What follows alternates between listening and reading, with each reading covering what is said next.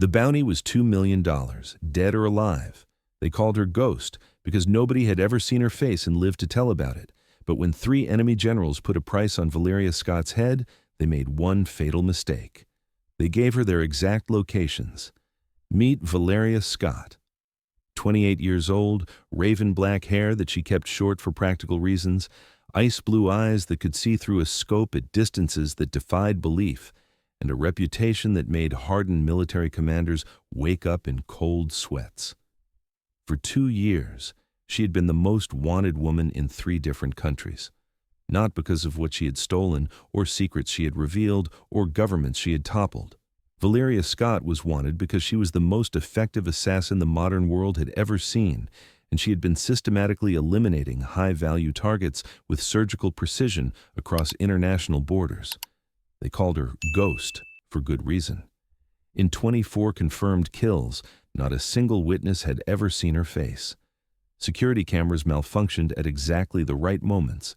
Guards fell asleep during crucial shifts. Entire compounds would go dark for precisely the amount of time needed for her to complete her mission and vanish into the night. But Valeria hadn't started as an assassin. She'd started as something much different, something that made her current profession both ironic and inevitable. 5 years ago, she'd been Captain Valeria Scott, United States Army Special Forces, decorated sniper with more confirmed long-range kills than any active female soldier in military history. She'd served 3 tours across hostile territories, earned 2 Silver Stars and a Bronze Star, and had been on track for promotion to Major when everything changed. The mission that ended her military career was supposed to be routine: eliminate a high-value target who was coordinating attacks against American forces. The intelligence was solid, the target confirmed, the mission authorized at the highest levels. Valeria had taken the shot from 1,247 meters in a crosswind, threading the bullet through a window barely wider than her shoulders. Perfect execution, textbook precision, mission accomplished. Except the target hadn't been an enemy combatant. He'd been an American intelligence asset, deep undercover, working to infiltrate the very organization she'd been ordered to dismantle. The intelligence that had sent her on the mission had been deliberately falsified by someone who wanted the asset eliminated without official American involvement. When the truth came out, Valeria found herself facing a choice: accept responsibility for the mistake, take a dishonorable discharge, and disappear quietly, or face court-martial and potentially decades in military prison for killing an American agent. She chose a third option. She disappeared, but not quietly. Within 6 months, 3 of the officers who had been involved in falsifying the intelligence that sent her on that fatal mission were found dead. Each one eliminated with a single, precise shot from impossible distances. Each crime scene was clean, professional, and completely untraceable. The message was clear. Valeria Scott was no longer bound by military protocol, rules of engagement, or official authorization. She was operating by her own code now, and that code had only one rule: betrayal has consequences. Have you ever been betrayed so completely that it changed who you were at your core? Sometimes the people we trust most are the ones who teach us that trust is a luxury we can't afford. For the next 18 months, Valeria had worked as a freelance operative, taking contracts that aligned with her personal sense of justice. Drug cartel leaders who used children as soldiers, arms dealers who sold weapons to terrorist organizations, corrupt politicians who profited from human trafficking. Her reputation grew quickly in the shadowy world of international intelligence and organized crime. She was expensive, she was selective, and she was absolutely reliable. When Valeria Scott accepted a contract, the target was already dead. They just didn't know it yet. The 3 generals who had made the mistake of putting a bounty on her head represented everything she had come to despise about the military-industrial complex that had betrayed her. General Marcus Reeves commanded the 7th Infantry Division and had been selling American military intelligence to the highest bidder for the past 3 years. His information had led directly to the deaths of at least 40 American soldiers, but his connections in the Pentagon made him untouchable through official channels. General Hassan al-Rashid controlled a private army in the disputed territories between three nations, funded by oil money and sustained by arms deals with international criminal organizations. He had been responsible for ethnic cleansing operations that had displaced over 100,000 civilians, but his strategic importance to regional stability made him politically protected. General Viktor Petrov ran a network of mercenary companies that operated across Eastern Europe, providing military services to whoever paid the highest price. His forces had been linked to war crimes in 4 different conflicts, but his ability to provide plausible deniability for government operations made him valuable to intelligence agencies on both sides of various conflicts. All 3 men had one thing in common. They had profited enormously from the kind of military corruption and moral compromise that had destroyed Valeria's faith in official justice. The bounty had been their idea. Pool their resources, offer enough money to flush out the ghost, and eliminate the threat she represented to their various criminal enterprises. They had no idea they were about to provide her with the perfect opportunity to send a message that would echo through every command center, criminal organization, and intelligence agency in the world. The announcement came through underground channels on a Tuesday morning in November. $2 million total, distributed equally among the 3 generals, for information leading to the capture or confirmed death of the female sniper known as Ghost. Within hours, the bounty was being discussed in mercenary bars from Bangkok to Bogota, in criminal safe houses from Moscow to Mexico City, in intelligence offices from Langley to London. Everyone wanted to collect $2 million. Everyone thought they could succeed where military forces and international law enforcement had failed. They were all wrong. Valeria received the news while sitting in a small cafe in Prague, reading encrypted messages on a laptop that would self-destruct if anyone else tried to access it. She read the bounty announcement twice, memorizing every detail, then closed the computer and smiled for the first time in months. They had given her their names. They had given her their approximate locations. They had even provided photographs for identification purposes. Most importantly, they had made the critical mistake that had gotten so many of her previous targets killed. They had assumed that being hunted was something that happened to other people. Valeria finished her coffee, paid the check, and walked out into the Prague afternoon with the relaxed stride of someone who had just received excellent news. She had work to do. The first challenge was logistics. 3 targets in 3 different locations, all heavily guarded, all now on high alert for assassination attempts. Traditional approaches would require weeks of surveillance, detailed intelligence gathering, and carefully planned infiltration routes. Valeria didn't have weeks. The bounty meant that every criminal, mercenary, and freelance operative in the world would be looking for her. She needed to complete all 3 eliminations before her own location could be compromised. More importantly, she needed to make a statement. These 3 kills couldn't just eliminate her immediate threats. They needed to send a message that would deter anyone else from thinking that hunting the ghost was a profitable business opportunity. She started with General Reeves. Intelligence indicated that Reeves was currently stationed at a forward operating base in a mountainous region where his division was conducting training exercises with local military forces. The base was surrounded by 3 layers of security, had round-the-clock patrols and air support available within minutes. It was also located exactly 2,347 meters from a ridgeline that offered perfect concealment and unobstructed line of sight to the command center. Valeria arrived at the ridge before dawn, moving through the darkness with the silent efficiency that had earned her reputation. She carried a Barrett M82A 1.50 caliber rifle, chosen specifically for its ability to penetrate armored glass and deliver devastating stopping power at extreme ranges. Setting up her position took 47 minutes. She needed to account for wind speed, humidity, air pressure, and the rotation of the Earth at this latitude. The shot would cross nearly 2.5 kilometers of mountain air, dropping approximately 18 feet due to gravity and drifting almost 3 feet due to crosswind. At exactly 0847 hours, General Reeves emerged from his quarters and walked toward the command center, following the same routine he had maintained for the past 6 days. Valeria controlled her breathing, settled the crosshairs on her target, and squeezed the trigger. The 50 caliber bullet traveled at 2,799 feet per second, crossing the distance to its target in 2.8 seconds. It struck General Reeves' center mass, eliminating him instantly before the sound of the gunshot reached the base. By the time security forces had identified the direction of the shot and organized a response, Valeria was already 5 kilometers away, moving toward her extraction point with the methodical pace of someone who had performed this exact sequence hundreds of times. The news of Reeves's death reached international intelligence networks within 3 hours. The fact that he had been eliminated despite being surrounded by military security during daylight hours from a distance that most snipers would consider impossible sent shockwaves through command centers around the world.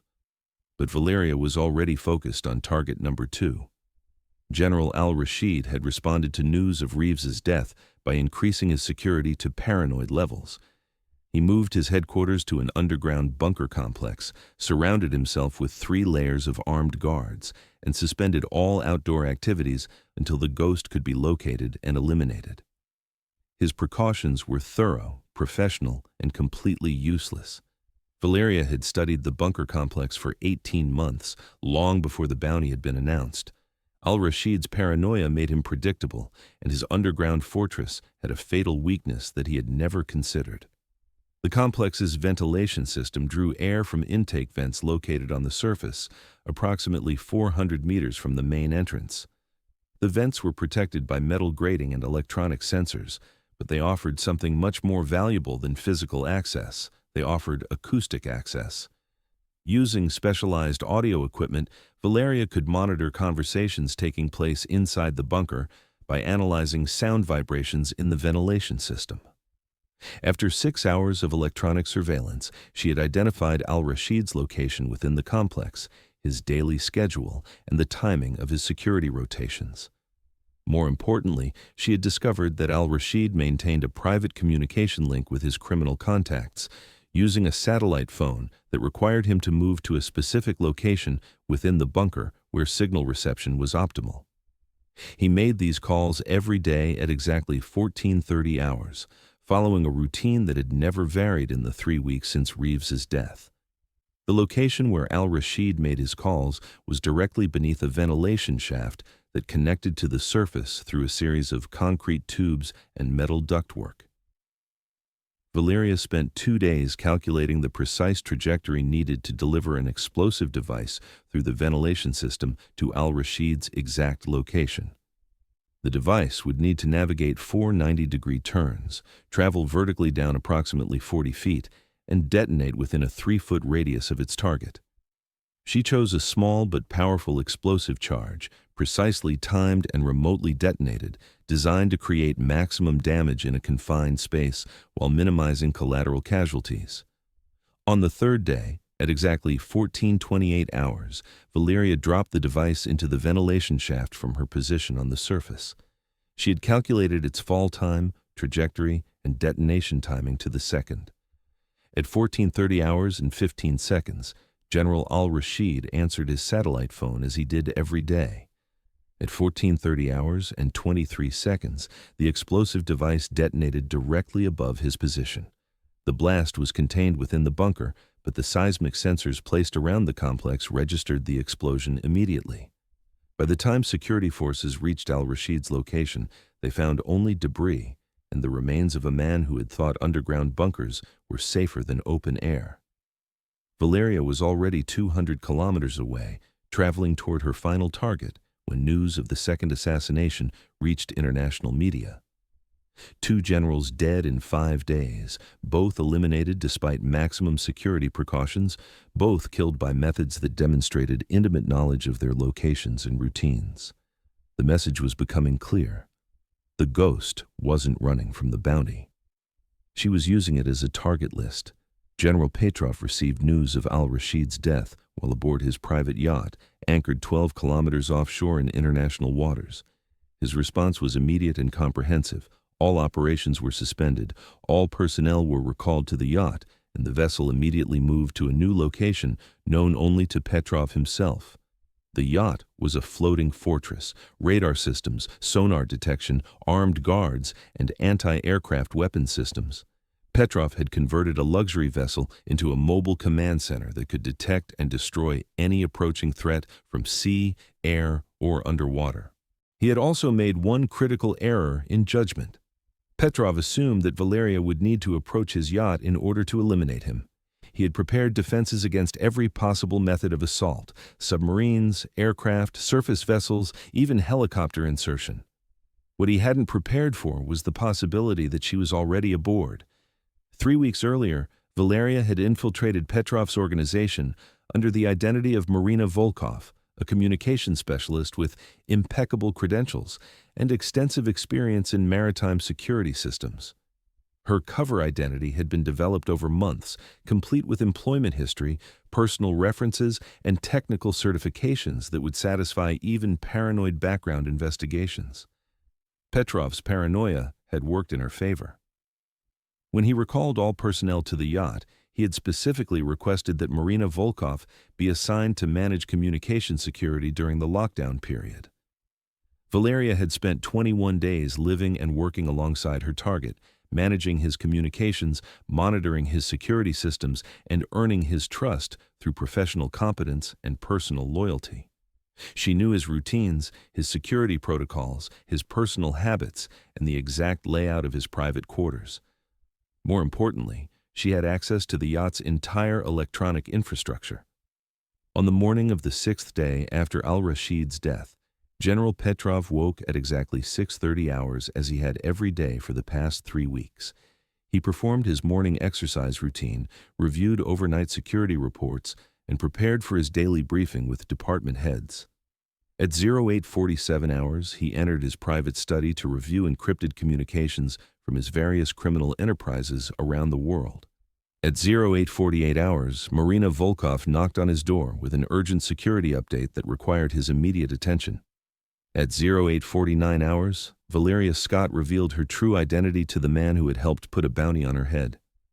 "General Petrov," she said, closing the door behind her and drawing a silenced pistol with the fluid motion of someone who had performed this action countless times. "My name is Valeria Scott. I believe you've been looking for me." Petrov's hand moved toward the alarm button on his desk, then stopped when he realized that the woman standing in front of him had been controlling his communication systems for 3 weeks. "The ghost," he said, his voice steady despite the circumstances. "I should have known." "You put a bounty on my head," Valeria replied, her weapon trained on his center mass with rock-steady precision. "You made me famous. You advertised my location to every criminal and mercenary in the world." "It was just business," Petrov said. "You were killing too many of our associates, bad for everyone's profit margins." "I understand business," Valeria said. "I'm about to conclude a transaction that's been 3 weeks in the making." "How long have you been aboard my yacht?" "Since before you put the bounty on my head," she replied. "You hired me to protect you from me." "I thought you might appreciate the irony. Have you ever realized that the person you trusted most was the last person you should have trusted? Sometimes our greatest enemies are the ones we invite into our inner circle." Petrov studied her face, recognizing the cold professionalism that had made her legendary. "If you're going to kill me, at least tell me why. What turned an American soldier into an international assassin?" "Betrayal," Valeria said simply. "The same thing that's about to get you killed. You betrayed the code that says some lines shouldn't be crossed. I'm enforcing that code." "There are 12 armed men on this yacht," Petrov said. "Even if you kill me, you'll never make it off this boat alive." "General," Valeria said, glancing at her watch, "in approximately 30 seconds, your yacht is going to experience a catastrophic engine failure. All communication systems will go offline simultaneously. Your security team will be responding to multiple emergency alerts throughout the ship." As if on cue, alarm klaxons began sounding throughout the vessel. Red emergency lighting replaced normal illumination. The yacht's engines suddenly shut down, leaving the massive vessel drifting in international waters. "Marina Volkov was an excellent communications specialist," Valeria continued conversationally, her weapon never wavering. "She had complete access to all your electronic systems. She's been making modifications for 3 weeks." Petrov could hear his security team shouting orders, running through corridors, responding to emergencies that were pulling them away from his location. The yacht that had been his fortress had suddenly become his tomb. "Any last words, General?" Valeria asked. "Just one question," Petrov replied. "What happens after this?" "You've eliminated all three of us. What's next for the Ghost?" Valeria considered this for a moment. "I send a message to anyone else who thinks hunting me is a profitable business opportunity." The silenced pistol made barely a whisper when she pulled the trigger. General Petrov's body was discovered 6 hours later when his security team finally managed to restore communications and override the electronic locks that had sealed his study. By that time, Marina Volkov had vanished as completely as if she had never existed. The yacht's security cameras had malfunctioned during the exact time period when Petrov was killed. The emergency systems that had distracted his guards had been triggered by sophisticated malware that erased itself after execution. Even the DNA evidence from Marina's personal quarters had been contaminated by a chemical agent that rendered forensic analysis impossible. The Ghost had lived up to her reputation once again. News of the third assassination reached international media within 12 hours. 3 generals, 3 different methods, 3 perfect executions that had eliminated the entire bounty committee in less than 2 weeks. The message was unmistakable. Putting a price on the Ghost's head was a death sentence, not a business opportunity. But Valeria wasn't finished. 48 hours after Petrov's death, encrypted messages appeared in intelligence databases, criminal networks, and mercenary communication channels around the world. The messages were identical, brief, and signed with a simple signature: Ghost. The bounty has been collected. $2 million paid in full. 3 targets eliminated as contracted. No further collections will be necessary. This concludes all outstanding business regarding the female sniper known as Ghost. Any future bounties will be considered breach of contract and handled accordingly. The message was followed by detailed photographs of all 3 crime scenes, complete technical specifications of the weapons and methods used, and precise timestamps showing that all 3 eliminations had been completed within the time frame of the original bounty announcement. It was a receipt, proof of payment, a professional conclusion to a business transaction. But it was also a warning. Within a week, 3 separate criminal organizations quietly withdrew bounties they had been considering placing on various international targets. 2 government agencies canceled contracts for assassinations they had been planning to authorize. A dozen mercenary companies suddenly decided that pursuing ghost-related intelligence was too expensive for their current budgets. The entire underground economy of international assassination and espionage had received a message from Valeria Scott, and that message was perfectly clear. Some people are more dangerous to hunt than they are to ignore. 6 months later, Valeria was sitting in a different cafe in a different city, reading different encrypted messages on a different self-destructing laptop. The cafe was in Vienna this time. The messages were offering her a contract in Southeast Asia, and the laptop would dissolve into untraceable components if anyone else tried to access it. She had returned to her previous work, selective contracts that aligned with her personal sense of justice. The bounty incident had enhanced her reputation rather than damaging it. Criminal organizations now competed to hire her services, understanding that having the Ghost working for you was infinitely preferable to having her working against you. But something had changed in those 2 weeks when she had been the most hunted woman in the world. The experience of being prey had reminded her why she had chosen to become predator. The aftermath of the 3 generals' elimination had rippled through the international criminal underworld in ways she hadn't anticipated. Petrov's mercenary network had fractured without his leadership, with various lieutenants fighting for control and inadvertently exposing years of hidden operations to law enforcement. Al-Rashid's private army had dissolved overnight, leaving a power vacuum that legitimate government forces had quickly filled, bringing stability to a region that had seen nothing but conflict for decades. Most significantly, the intelligence networks that General Reeves had corrupted were finally being investigated and dismantled. Without his protection, whistleblowers had emerged from within the Pentagon itself, providing evidence of the systematic betrayal that had cost so many American lives. The investigation was ongoing, classified, and thorough, the kind of justice that Valeria had never expected to see through official channels. She had started as an instrument of personal vengeance, but somehow her actions had triggered legitimate systemic change. The 3 men she'd eliminated hadn't just been removed as individual threats. Their deaths had exposed and dismantled entire networks of corruption that had been operating with impunity for years. It was a lesson in unintended consequences that made her reconsider the broader impact of her work. The Southeast Asia contract she was reviewing involved a human trafficking ring that operated across 5 countries, moving kidnapped children through a network of corrupt officials and criminal organizations. The target was Chen Wei-ming, a businessman who used legitimate shipping companies to transport human cargo alongside conventional merchandise. Intelligence indicated that Chen's network had processed over 800 children in the past 2 years, selling them to buyers throughout Southeast Asia and beyond. Local law enforcement had been investigating for months, but Chen's connections to high-level government officials had made him effectively untouchable through legal channels.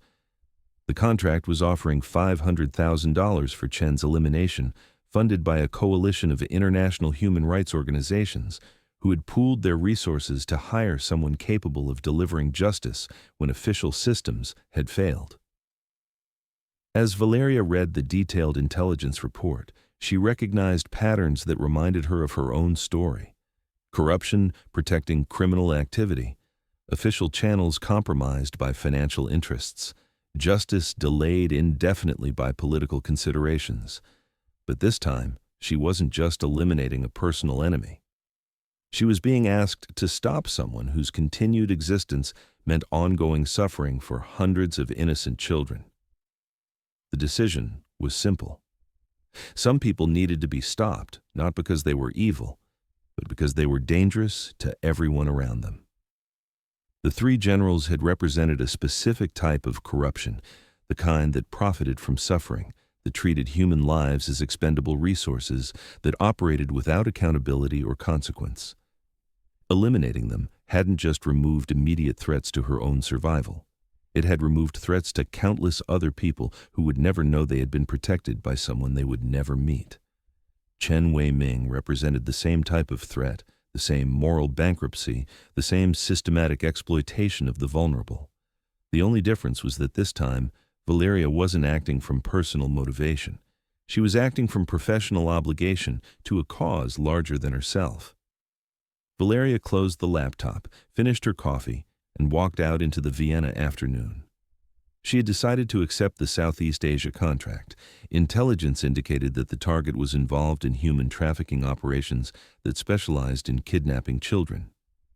As she walked through the ancient streets of Vienna, past buildings that had witnessed centuries of political upheaval and social transformation, Valeria reflected on how her own transformation had evolved.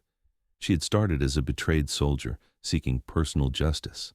She had become something more complex, a force for systematic change in situations where traditional justice had failed. The irony wasn't lost on her that she had become more effective at protecting innocent lives as a criminal than she had ever been as a soldier. Military rules of engagement, political considerations, and bureaucratic approval processes had often prevented her from taking action when action was most needed.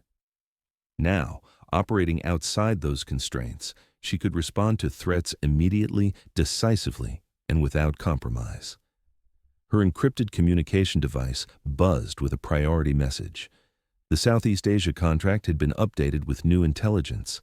Chen Wei-ming was planning to expand his operations into Eastern Europe, establishing new trafficking routes that would triple his capacity to process kidnapped children.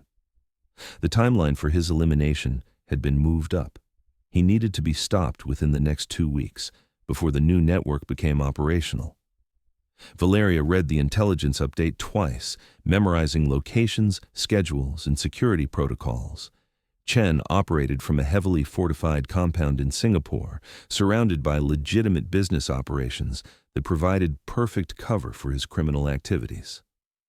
Getting close to him would require the same kind of long-term infiltration she had used against Petrov, but the accelerated timeline meant she would need to take greater risks. She smiled slightly, recognizing the familiar challenge. complex target, sophisticated security, compressed schedule, and the lives of hundreds of children depending on her success. It was exactly the kind of mission that reminded her why she had chosen this path. The ghost wasn't just an assassin anymore. She had become something that the world needed, even if the world didn't understand what she represented. Some people needed to be stopped. Some justice couldn't wait for official authorization. Some problems required solutions that existed outside legal frameworks and moral complexities. The ghost had work to do. If you've ever been betrayed by the system you trusted most, you understand why some people choose to operate outside official channels. Sometimes the most effective justice comes from those who refuse to accept that some crimes are too profitable to prosecute. Sometimes the people who protect us are the ones we never see coming. Sometimes the ghost in the machine is exactly what the machine needs. And sometimes the most dangerous person in the room is the one who has nothing left to lose and everything to protect. The bounty on Valeria Scott's head had been intended to flush her out of hiding. Instead, it had reminded the world why some people are more valuable as allies than enemies, why some skills are better left undisturbed, and why putting a price on a ghost's head is the last mistake you'll ever make. The ghost was back to work, and the world was safer for it, whether the world knew it or not. Thanks for watching. If you liked this video, you can subscribe to see more incredible stories like this one.